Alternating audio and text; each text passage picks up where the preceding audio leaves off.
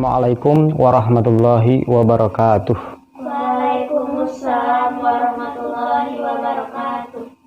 A'udzubillahi minasyaitonirrajim. Bismillahirrahmanirrahim. Dari semua atau ayat-ayat yang sudah disampaikan atau kita bahas selama ini, maka menjadi semakin jelas semakin jelas atau semakin lebih menjelaskan. Karena sifat dari ayat-ayat Al-Quran itu seperti yang dijelaskan dalam hadis Rasulullah Shallallahu Alaihi Wasallam, Al-Quranu yufasiru ba'duhu ba'dan.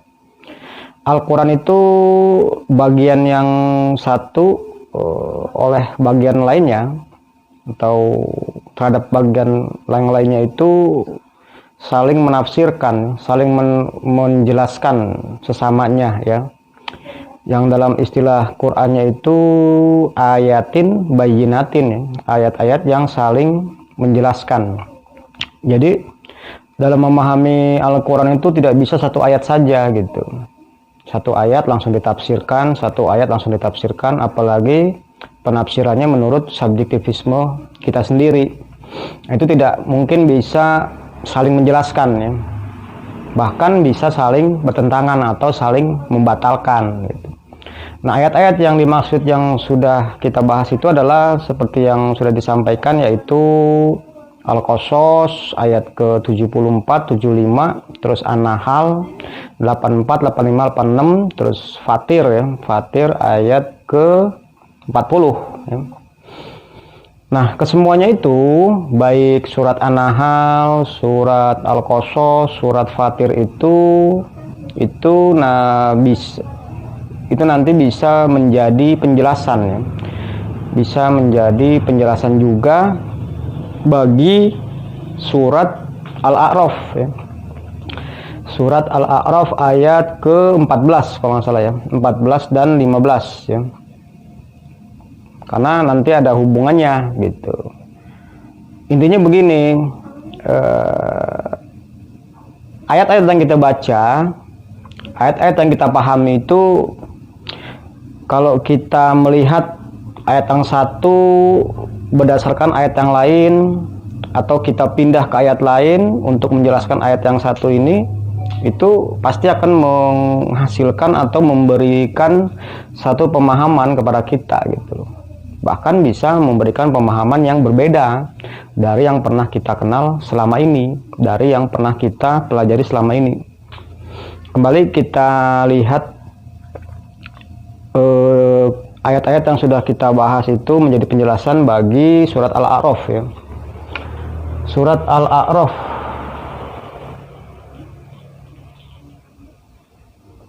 Al-A'raf itu ayatnya ayat 14. A'udzubillahi minasyaitonirrajim. Qala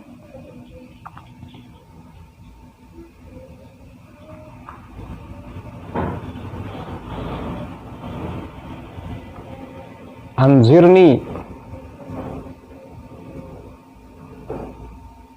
ila yaumi yub'atsun.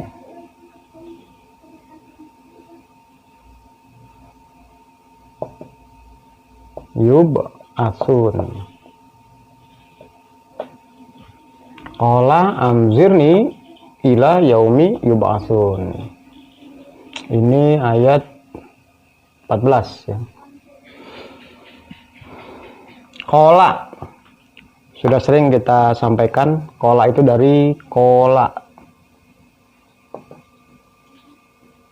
yaqulu.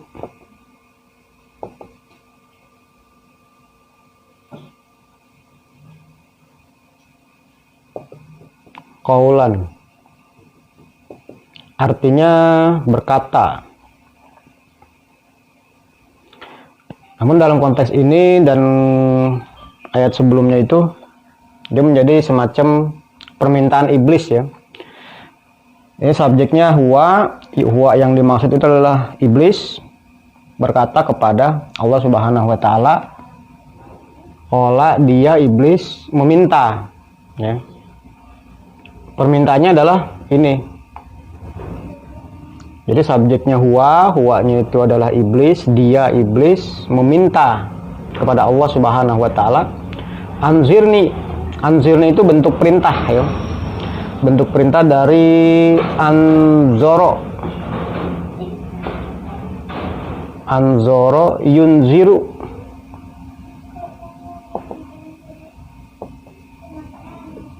Dia pakai wazan atau pola af'ala yuf'ilu, ya. Inzoron. Artinya adalah memberi tangguh atau memberi kesempatan. Memberi kesempatan. Anzoro yunziru inzoron. Pelakunya munzirun, penderitanya munzorun, perintahnya anzir, ya, anzir kepada antanya Allah maksudnya, ya. Nah, ini perintah iblis kepada Allah. Jadi tapi bentuknya bahasanya perintah, tetapi maksudnya meminta, ya. Seperti kita berdoa kepada Allah kan itu kan pakai bahasa perintah semua, itu bentuknya perintah semua itu. Kalau kita sholat kan, kita berdoa kepada Allah itu secara bahasa itu perintah semua, tetapi konteksnya adalah meminta, ya. Maksudnya meminta gitu. Fungsinya untuk meminta. Anzirni, objeknya ana di sini. Anzirni. Saya, ya. Jadi dia iblis meminta kepada Allah Subhanahu wa taala, berilah aku kesempatan, gitu. Atau berilah kesempatan kepadaku. Ila itu kepada, ya, atau kepada itu keterangan tujuannya sampai yaumi yub'atsun. Ya, yub'atsun. Yaumi kan sudah dibahas kemarin tuh. Al yaumu. Gak apa-apa ya diulang-ulang terus biar tambah matang. Al-yaumu itu sama dengan al-waqtu. Al-waqtu.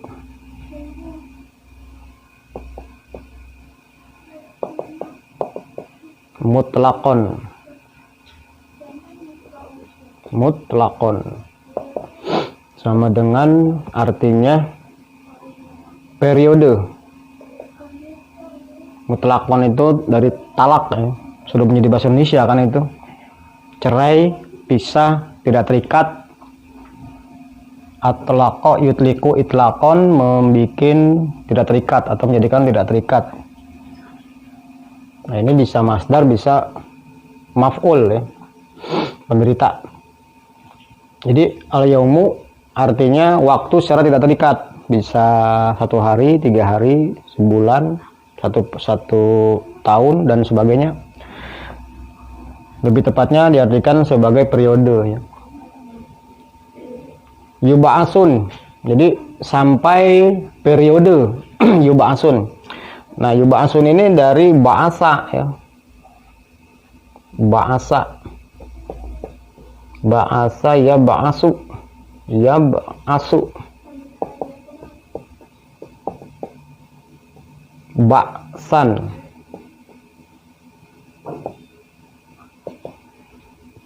Artinya membangkit. Membangkit, ya.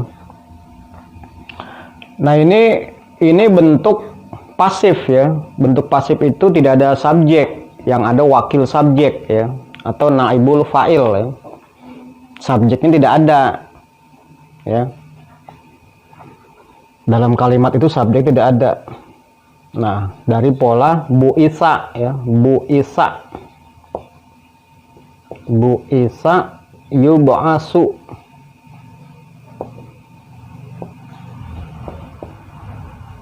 Nah, yub'asu ini nanti tasrif 14.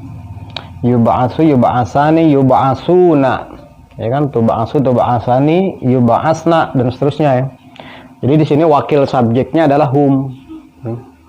wakil subjeknya adalah hum. Bukan subjek ya, bukan subjek tapi wakil subjek. Nah, ba'sa ya ba'su ba'san membangkit.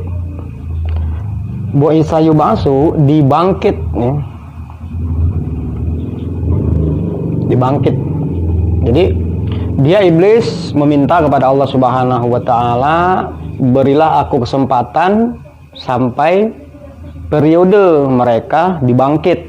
Nah, ini kan sudah ada jawabannya kemarin kan sudah dijelaskan, yaitu surat An-Nahl ya, surat ke-16 ayat ke-84, 85, 86 ya. Ini lihat surat An-Nahl ya, An-Nahl ayat ke-84 sampai 86. Di situ ada wa yauma nab'atsu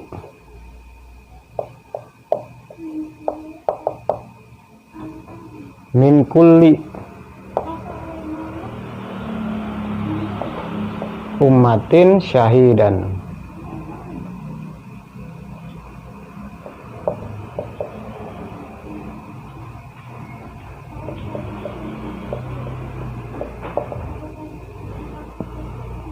Yaitu pada periode di mana kami ya membangkit min kulli ummatin syahidan. Berarti yang membangkit adalah kami di situ. Subjek dari sini sebenarnya ada di sini.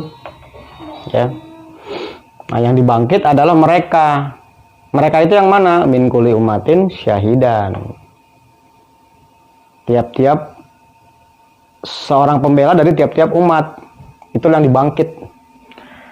Itu yang dijelaskan, sudah pernah dijelaskan kemarin kan, sumala yu'zanu lilladina kafaru walahum yusta'tabun ya kan.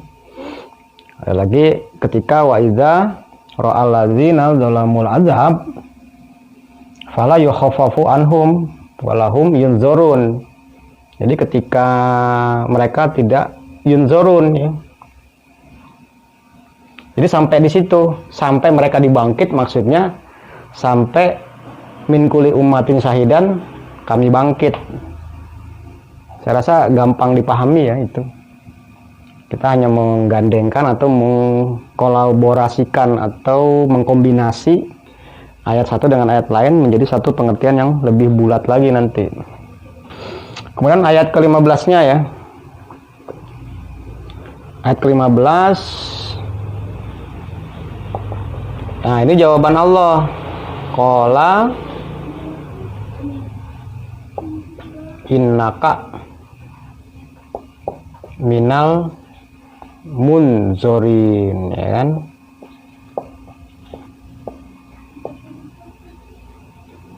Munzorin.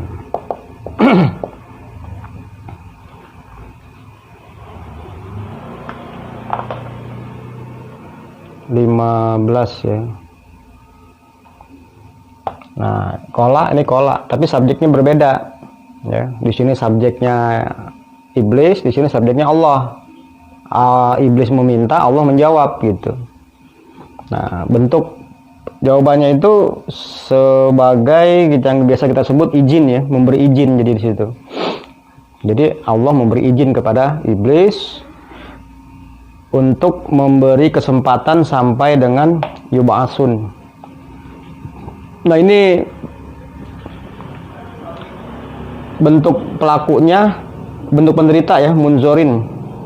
Jadi kalau anzoro yunziru inzaron, pelakunya munzirun, penderitanya munzorin ya. Bentuk satunya munzorun, munzoroni, munzoruna.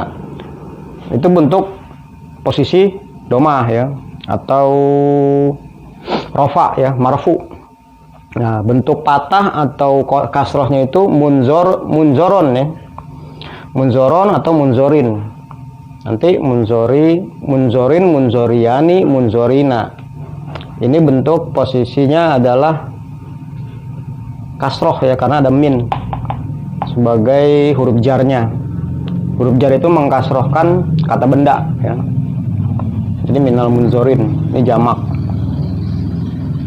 Innaka minal munzorin, sesungguhnya Anda adalah bagian atau termasuk dari orang-orang yang diberi kesempatan. Ya. Jadi dari ayat ini dan ayat-ayat yang kemarin itu bisa kita pahami sebagai ujung pangkalnya, ya. Ujung pangkal. Ujung pangkal.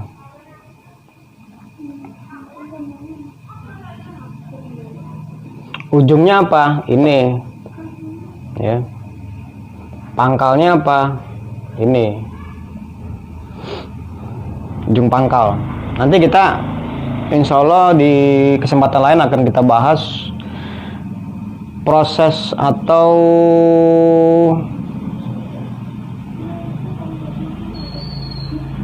rentang waktu, ya kan, rentang waktu dari iblis diberi izin sampai dengan mereka dibangkit, min kulli ummatin syaidan ini dibangkit, apa-apa saja ayat-ayat yang bisa menjelaskan ini di dalam ini nanti insya Allah di kesempatan yang kita bahas, ya. Yang penting kita tahu dulu ujungnya mana, pangkalnya mana, dan penjelasan dari ujungnya apa, pangkalnya penjelasannya seperti apa, sudah kita sampaikan, ya. Ini pangkal persoalan. Jadi iblis itu dalam membuat kerusakan, dalam membuat kegaduhan segala macam itu ada izinnya dari Allah Subhanahu wa taala. Tapi ada batas izinnya, yaitu sampai yaumi yub'atsun, mereka dibangkit. Ini mereka dibangkitnya ini sudah kita bahas ya kemarin itu. Saya rasa itu dulu ya.